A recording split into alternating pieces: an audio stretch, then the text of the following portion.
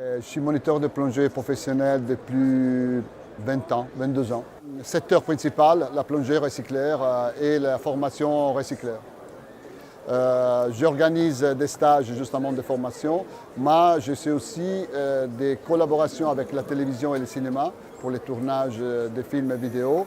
Et en plus, j'organise des expéditions de plongée dans des sites principalement épaves, assez inconnus ou difficiles à rejoindre.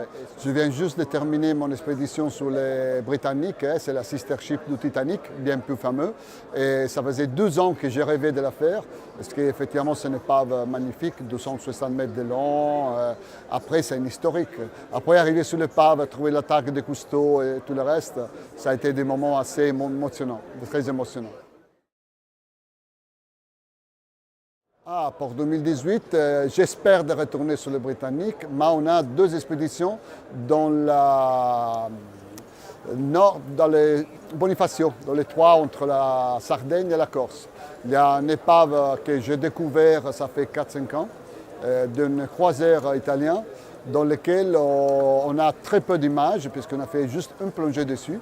Et les images sont propriété de quelqu'un qui veut les garder pour lui. Et on essaie de refaire cette épave, si on le retrouve. Les épaves, parfois, ils ne peuvent pas se faire retrouver. On a les points, je pense qu'il n'y a pas de souci. Mais je trouve que c'est la plus belle épave des navires de guerre que j'ai jamais visité dans ma vie. Mon calendrier, c'est entre les formations, les expéditions, les voyages, les tournages et tout le reste. Mais c'est clair que j'ai au moins un cours tous les mois. Mes bases de cours sont entre la France et le nord de l'Italie, principalement Cavalère, Gênes en face de l'épave de la Veine, ou parfois je suis dans le lac de la Suisse, ou dans le sud de l'Italie, à Naples ou les environs. Alors, pour l'organisation de ce type de plongée, il y a tout un système de sécurité basé sur 20 ans d'expérience en ce métier. Il y a sûrement en partie le choix de l'équipe qui plonge. Il doit être expérimenté et se trouver bien ensemble en surface, pas seulement dans l'eau. C'est très important que l'ambiance doit être très détendue et très professionnelle.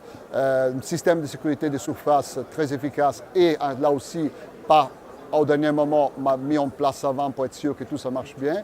Et en plus, clairement, système de sécurité dans l'eau, en cas d'urgence, procédures bien précises et des équipiers dans lesquels tu as vraiment confiance. À 120 mètres, faire assistance à quelqu'un, c'est très compliqué. Moi, j'utilise des recyclages circuit fermé électroniques, c'est un peu plus ma spécialité. J'ai plusieurs types de recycleurs dans lesquels je plonge régulièrement. Il y en a quelques-unes plus adaptées pour les voyages, quelques-unes plus adaptées pour la plongée profonde. C'est un peu comme les voitures.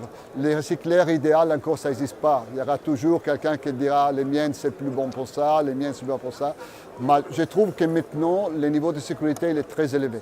On a sous les recycleurs principaux qui sont sur les marchés, sur les grands fabricants, le niveau de sécurité c'est devenu très élevé et bon pour les plongeurs de tout niveau.